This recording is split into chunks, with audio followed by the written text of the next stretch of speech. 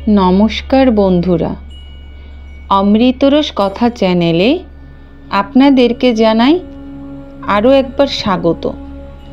বন্ধুরা, মহাদেবের কৃপায় সকলে নিশ্চয়ই ভালো আছেন ও সুস্থ আছেন।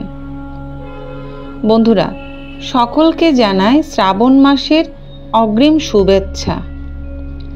সামনেই শ্রাবণ মাস শুরু হতে চলেছে।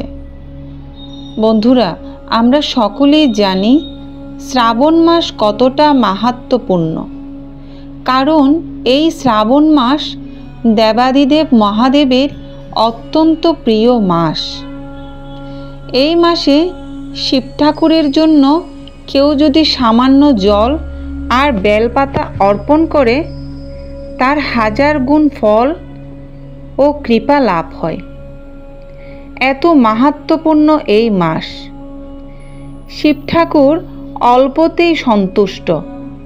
মাত্র 1 ঘটি জল ও একটি মাত্র বেলপাতাতে তিনি এত বেশি সন্তুষ্ট হন। এত অল্পে সন্তুষ্ট ঠাকুর মহাদেব ছাড়া বোধহয় আর কেউ নেই।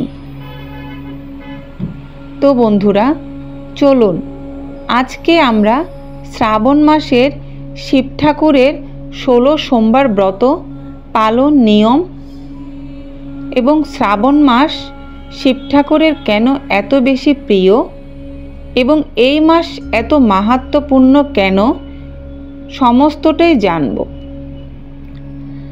বন্ধুরা, ভক্তি যদি হয় গভীর, প্রার্থনা যদি হয় নিঃস্বার্থ, তবেই খুলে যায় ঈশ্বরের কৃপাদৃষ্টি।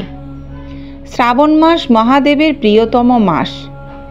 এই মাসে পালিত হয় 16 সোমবার ব্রত, যা এক অলৌকিক ফল প্রদানকারী ব্রত। শিব ঠাকুরের আরেকটি নাম ভোলেনাথ, অর্থাৎ যিনি অতি সহজেই সন্তুষ্ট হন। তিনি ভক্তের ধ্যান, ভক্তি ও নিষ্ঠাই বোঝেন।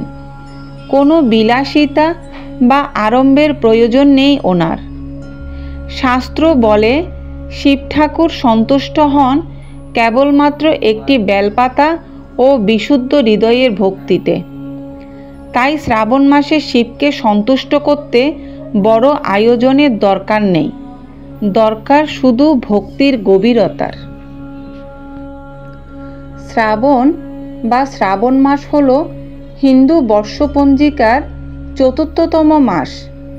এই সময় বর্ষা হয় আর প্রকৃতি যেন শুদ্ধিকরণে ব্যস্ত থাকে। পুরাণ মতে সমুদ্র মন্থনের সময় বিষ বা হলাহল উত্থিত হয়েছিল সমুদ্র থেকে। তা ধারণ করেন মহাদেব। আর সমুদ্র মন্থন হয়েছিল এই শ্রাবণ মাসে। বিষ বা হলাহল পান করার জন্য মহাদেবের আরেক নাম হয়েছিল নীলকণ্ঠ। আর তখন থেকে এই মাসে তার নীলকণ্ঠ রূপ পূজিত হয়ে আসছে। তাই এই শ্রাবণ মাসে 16 সোমবার ব্রত বা যে কোনো একটি সোমবার পালন করলেও তার ফল 1000 গুণ বেশি হয়। অনেকেই বলেন এই ব্রতের মাধ্যমে অলৌকিকভাবে রোগমুক্ত হয়েছেন তারা মহাদেবের কৃপাতে। অনেক নিঃসন্তান দম্পতি সন্তান লাভ করেছেন এই ব্রতের প্রভাবে। এমনকি জীবনের কঠিন মুহূর্ত থেকেও মুক্তি পেয়েছেন অনেকেই দেবাদিদেব মহাদেবের আশীর্বাদে। শাস্ত্রে আছে এই ব্রত পালনের ফলে পিতৃদোষ কেটে যায়, দীর্ঘস্থায়ী রোগ থেকে মুক্তি মেলে, মনস্কামনা পূর্ণ হয়, চাকরি ও বৈবাহিক সমস্যার সমাধান মেলে। অনেক আগের কথা, পুরাকালে এক সময়ে ছিল এক দরিদ্র ব্রাহ্মণ দম্পতি। তাদের কোনো সন্তান ছিল না। বহু তপস্যা, দান, পূজা করেও কিছুই হয়নি। তারা মহাদেবের কাছে প্রার্থনা জানালেন সন্তান লাভের আশায়। তাদের প্রার্থনায় ও আকুল আবেদনে একদিন মহাদেব স্বপ্নে সেই ব্রাহ্মণের স্ত্রীকে দর্শন দেন এবং বললেন যে 16 সোমবার ব্রত পালন করো, তোমাদের সন্তান লাভ হবে। আর সেই ব্রাহ্মণ পত্নীসহ নিষ্ঠা সহকারে মহাদেবের এই 16 সোমবার ব্রত পালন করলেন। মহাদেবের আশীর্বাদে ও ব্রতের পুণ্য প্রভাবে তারা এক কান্তিময় ও যশস্বী সন্তান লাভ করলেন। সেই সাথে ধন, সুখ ও শান্তিও লাভ করলেন। এই কাহিনী থেকে বোঝা যায় এই ব্রত শুধু মনস্কামনাই পূরণ করে না, বরং জীবনের সকল বাধা দূর করে মহাশক্তির সান্নিধ্য এনে দেয়। 16 সোমবার ব্রত পালন নিয়ম। সাধারণত শ্রাবণ মাসের প্রথম সোমবার থেকে এই ব্রত শুরু করতে হয়।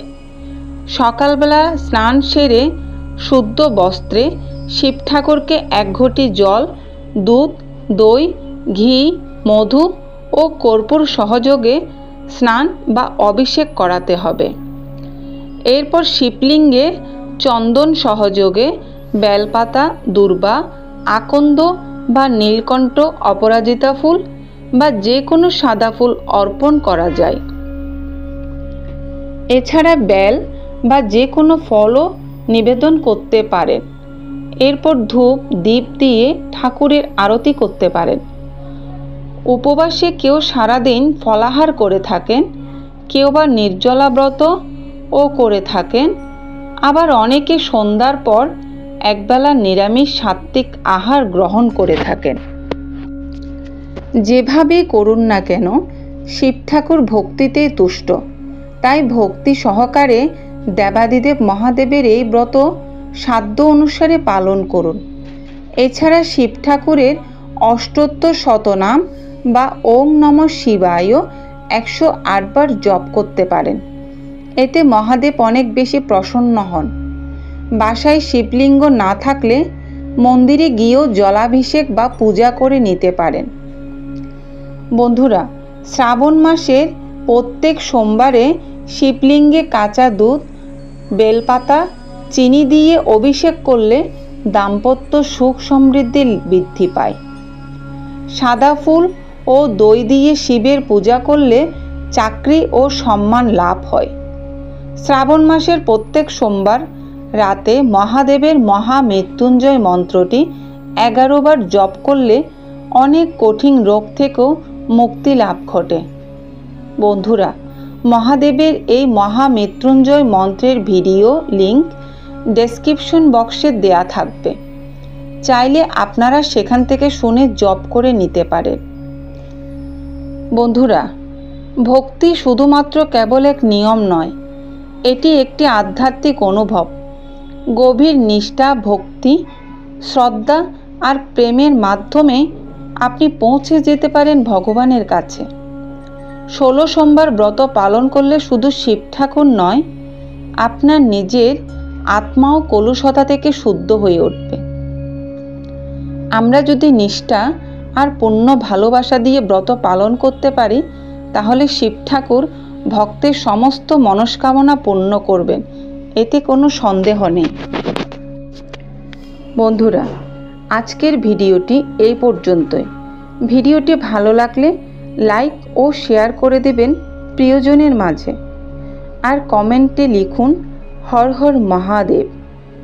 আর অবশ্যই সাবস্ক্রাইব করুন অমৃতরস কথা চ্যানেলটি। সকলকে আবারও শ্রাবণ মাস ও শিবব্রতের শুভেচ্ছা। শিব ঠাকুর সকলের মঙ্গল করুক। হর হর মহাদেব।